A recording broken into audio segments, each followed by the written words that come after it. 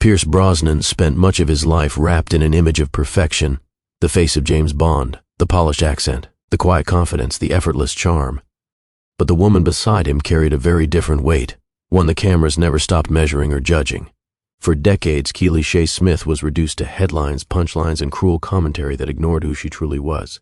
And even now, as attention turns toward her once again, the story being told still isn't the one that matters. This isn't a story about applause. It's a story about endurance, silence, and the cost of being loved in public, a spotlight that never left her body.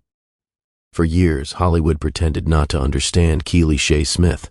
She wasn't introduced as an award-winning journalist, a documentary filmmaker, or an environmental activist who dedicated decades to protecting marine ecosystems. She was simply labeled Pierce Brosnan's wife, and worse, she became a target.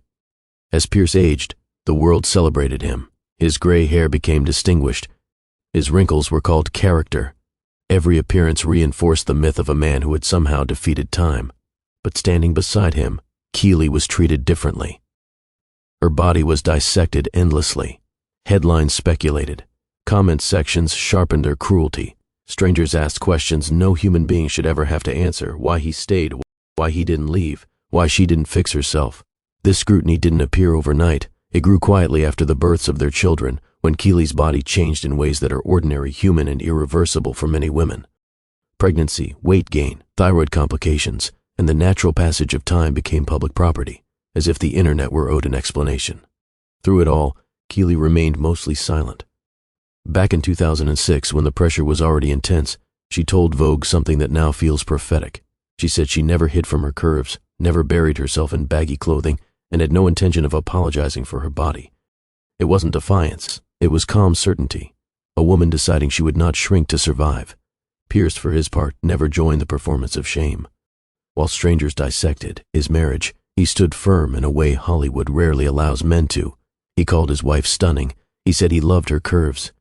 He repeated it year after year, even as the world mocked him for saying it.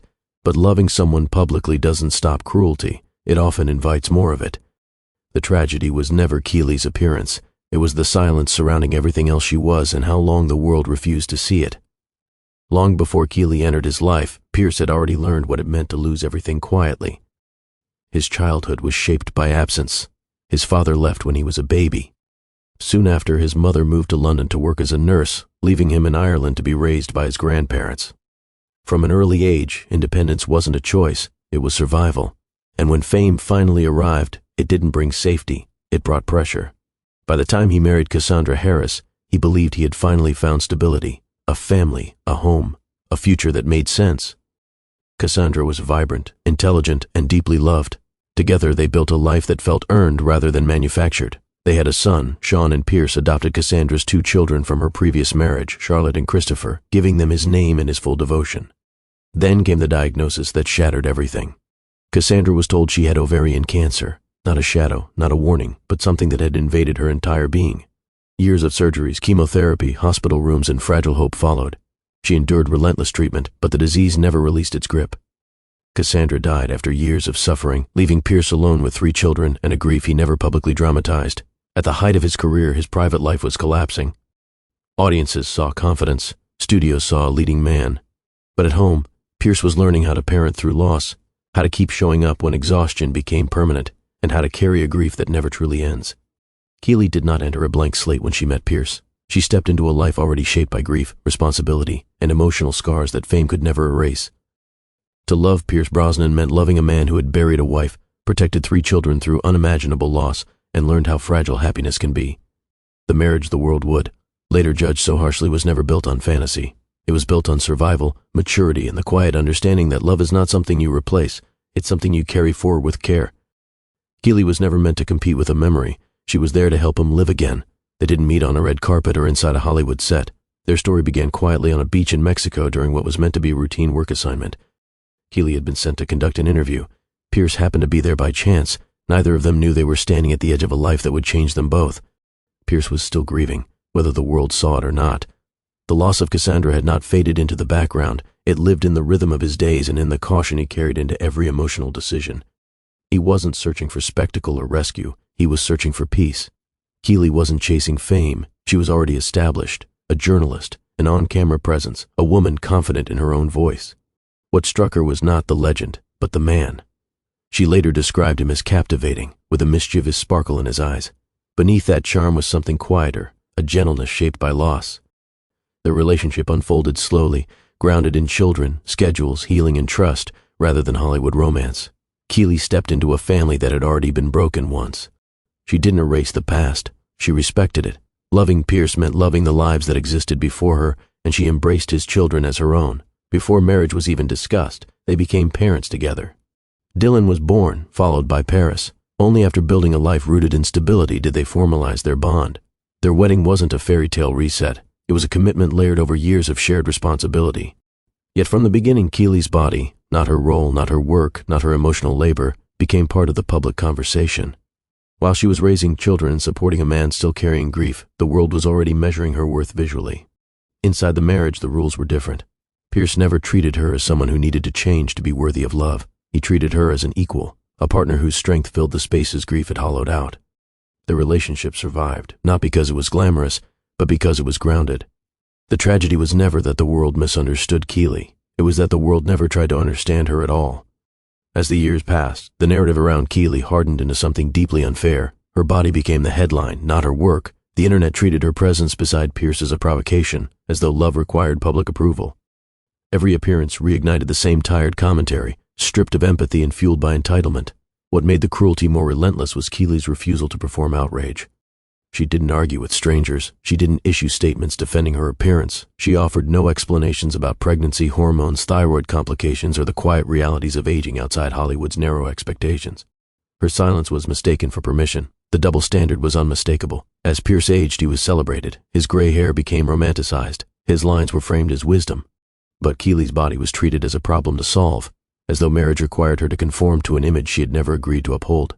Online discussions crossed boundaries no marriage should endure. People questioned why Pierce stayed. Some suggested surgery.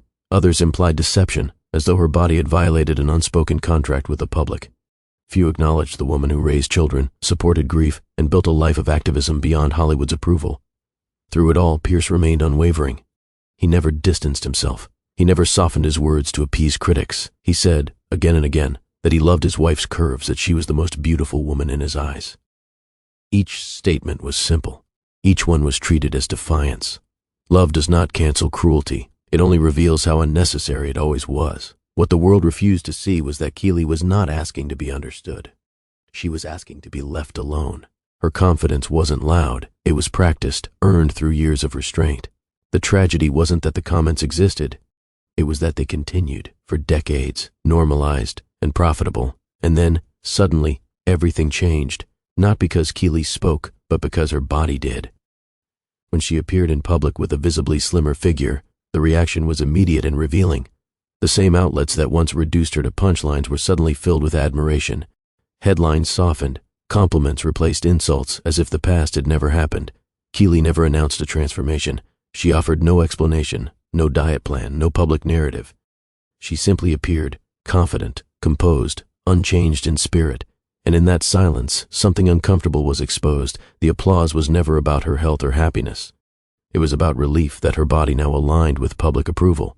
Years earlier, she had already drawn her line. She said she never hid her curves, never apologized for them, never dressed to disappear. That truth did not change when her body did. What changed was the audience.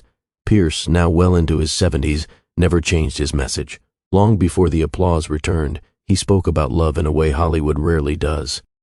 He said they liked each other. He said they loved each other. He described growing old together as a spiritual journey, watching each other change, the hair, the waist, the passage of time, and insisted that what mattered was the love in the heart. Those words did not become more valid when Keeley lost weight. They had always been true, yet the contrast remained. When Keeley was heavier, the world demanded explanation.